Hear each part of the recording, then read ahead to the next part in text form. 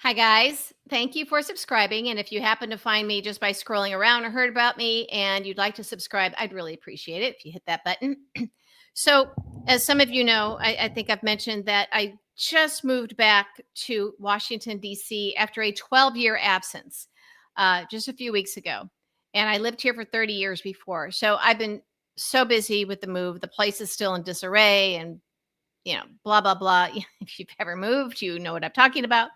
And anyway, I haven't really gotten out and about to see that many people. But as I've also mentioned to you, I left the GOP the day after they nominated Trump in 2016. And I was living in New York at the time. So at that time, I pretty much lost all my Republican friends. It was not like I come back here and like, oh, everybody's like, Sherry, let's let's go do this, let's go do that. Uh, so it's a little bit different. But I'm struck, when I did start going out and about, I was down around the Capitol, just struck at how different things are right now. I was what they now call a rhino. When I first started out, most of the country was right here in the middle. So in the middle, whether you might here, you might have an R after your name or a D after your name, but we we're all pretty much here. 80% of the country was here, and then there were the fringes.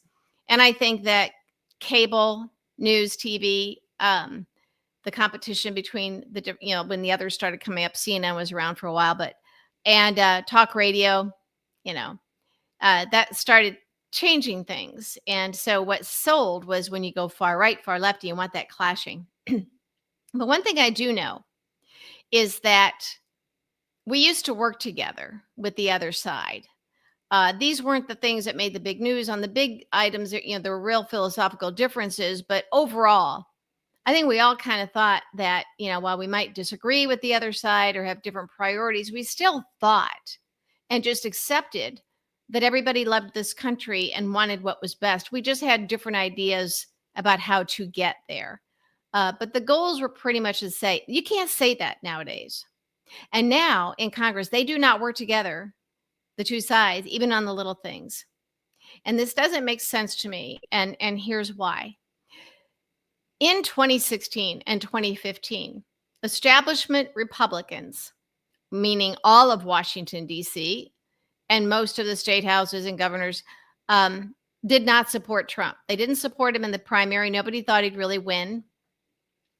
And somehow he gets to the point where he's becoming the nominee. Now, some people in my former party here in Washington, once it was clear that he was going to be the nominee, some thought, okay, I'll jump on board because I have to. I'll hold my nose. They assumed he was going to lose in the fall. He's a nominee. So some people then jumped on board when it was official. That's when I left. I just kept hoping till the end the party wouldn't do this. And then some people even held out until after the election because they didn't think he'd win. None of them believe in him. None of them really believe the stuff that he says and what they have to say and do now. And I'm talking about members of Congress, Republican members of Congress who were elected before 2016. Those are the ones to focus on. Those are the ones that I think can be turned. Those are the ones I think that can help us end MAGA. Snuff out MAGA. Just drown it. They do not believe this garbage. These are the people who hoped that he'd lose. These are the people that after January 6th, remember how many of them came out condemning Trump? They thought, well, Trump's out of office, so I better separate myself from this nasty MAGA stuff I've had to swallow and pretend to support for the past 4 years. They were relieved. But then Merrick Garland didn't do his job. And Trump started coming back. It was unbelievable. And they were forced to get back in line again. Okay? These are not true MAGA people. They're corporate donors. The ones that bribe Trump, they don't believe in the MAGA stuff. They're just thinking, they're just playing by the rules that Trump has set out and what Citizens United lets them do. But Trump is openly just taking bribes. His Supreme Court said that's okay because you're president. You can break any laws you want. You have immunity. So he's openly taking bribes. getting away with it, of course. And so everybody knows the price of doing business now. But Republicans in Congress before 2016 do not support him. Okay? They have to pretend to. So there's compromise, there's fear. So they fear him. They fear their constituents. And as Bowser from Sean and I, John Bauman, he's my podcast guest this past week. If you want to check it out over Patreon, he made the point because he's out there doing these rallies. He's president of Social Security Works and is involved in different, the DNC Senior Council, whatever it is. He's out there campaigning and doing these rallies and speaking to people all the time. And he says what's working is that people are going out to the streets. People are hitting the streets, are being heard, and it is changing. Okay. So if you're a true MAGA person in Congress, you're going to think that, oh, Trump is the second coming and nothing will move you. But if you're one of those people who secretly hate him, and we're hoping Merrick Garland would take care of things, you're relieved when he lost to Joe Biden. If you're one of those members of Congress, Republican members of Congress, you're going to go where your constituents go, which means Democrats running against these people in the midterms understand what drives them. And if the only thing, if they know what, as John Bauman said, as Bowser said, Elon Musk can't go in there and cheat in House races. You can't cheat at such a granular level like you can at the national level because of the Electoral College, which means that, and they also are going to have a hard time shutting down elections. So it's harder for them, which means these Republicans running for re-election have to pay close attention to their constituents, to their voters. Okay. So the way you pull MAGA out by the roots is understand what drives these possibly persuadable Republican voters. One thing we do know is you don't tug at their heartstrings when you show them children being, zip tied and deported, crying children as ICE yanks them out of school or wherever. These MAGA voters don't care about that. All they care about are themselves. When they find, because they want Trump, they elected Trump, they voted for Trump and their MAGA their Republican member of Congress, they voted for them. They wanted this type of cruelty. They wanted to hurt other people. But when it gets to the point where they're the ones being hurt, now you got them. So remind them that grocery prices are still high and inflation has gone up. Remind them. And if they don't know, tell them about the cuts in Medicaid and that Trump's budget now is going to trigger 500 billion cuts in Medicare. They will care about that.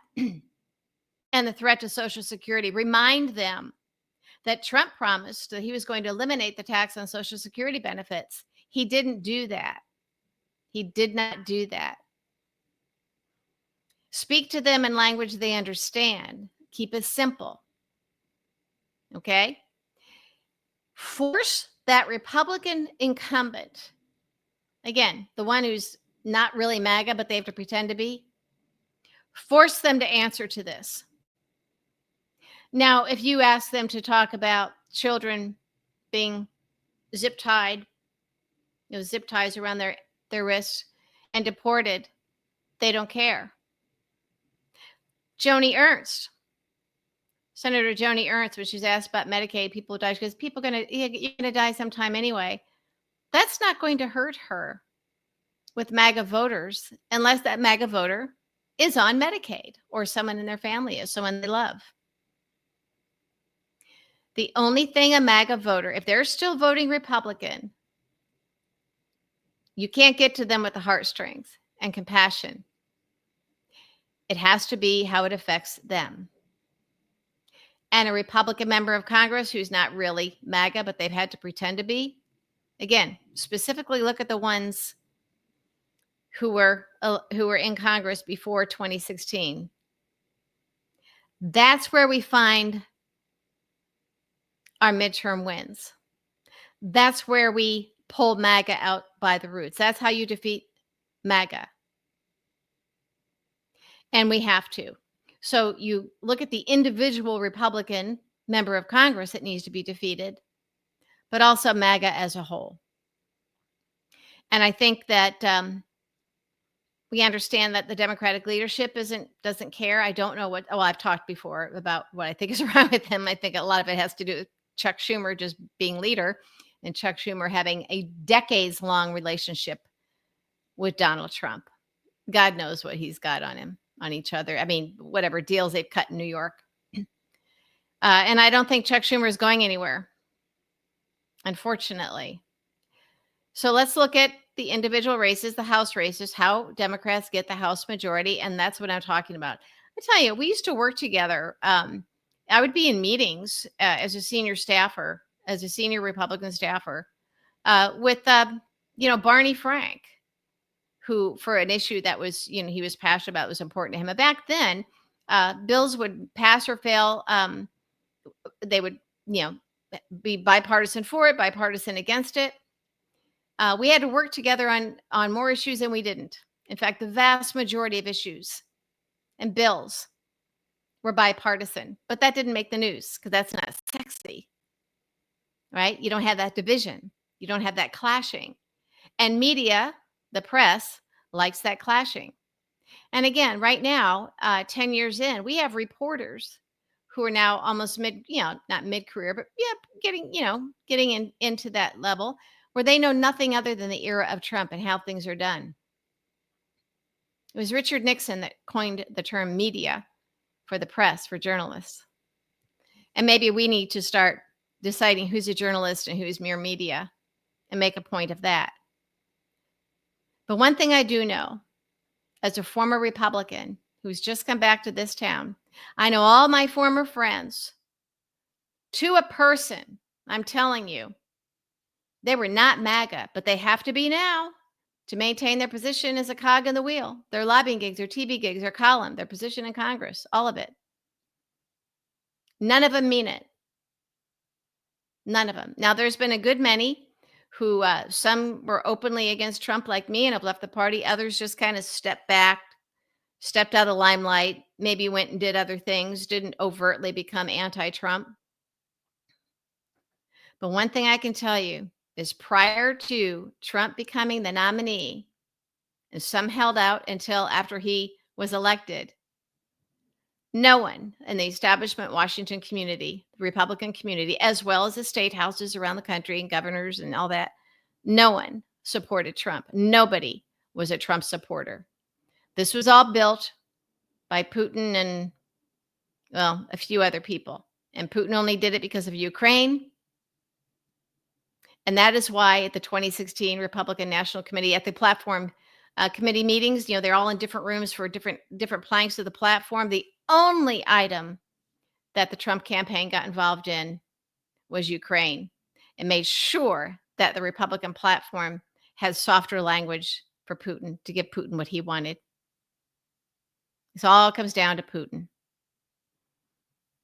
But I'm telling you now, I taught this stuff at the master's level, George Washington University Graduate School of Political Management. I taught political communication strategy for 5 years.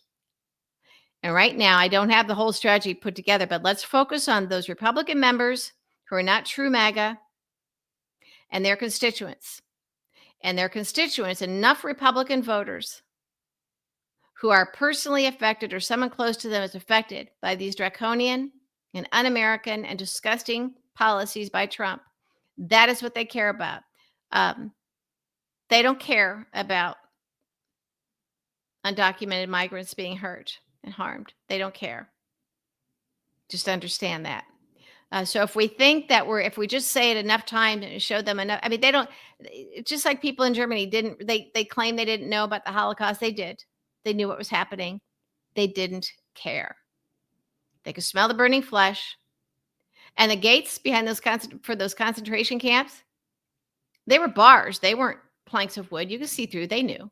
They knew what was happening. They knew what was happening.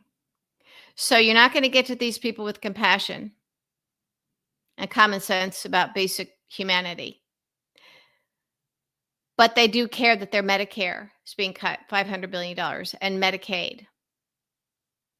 and Social Security is endangered, and that Trump lied to them about lifting the tax on Social Security benefits. He lied to them about a lot of things. That's how you turn them. That's how you defeat MAGA as a whole. And in terms of those Republican members of Congress who were elected before 2016 and aren't true MAGA, nail them on it. Their hypocrisy. Because they won't know what to do. Do they respond to their constituents? Or do they have to obey Trump and Elon Musk? Obey Trump. I mean, make them respond to Trump's ridiculous post on Truth Social. Was it just yesterday where he's retweeting something, reposting something, somebody who says that Joe Biden was assassinated in 2020 and now is, and after that was just a robot. I mean, this is not serious stuff. Trump has got dementia. He's a drug addict. He's sundowning a lot. And, I've seen this before. I've been around people who have the dementia. And when you're regular, when you have dementia and you're sundowning and you're on any kind of medication, and you mix it with things you're not supposed to, like Adderall or alcohol or something like that, it is woo. And that's where Trump is right now. What this also tells us is there's nobody that he listens to. Nobody can control him. Nobody can go to him and say, Dad, you really got to lay off the Truth Social after a certain hour each night. So all this stuff is being laid out right in front of us. And I think there's enough there for a strategy. Unfortunately, we don't have Democratic leadership, so we have to keep having conversations like this so that individual campaigns can then put together their strategy and connect the dots based on some of these realities, based on who the voters are that can be turned in the district that you're running. If you're running against a Republican incumbent, just find those points and those pinpricks of light and then bust it wide open. So let's have more of these conversations, shall we?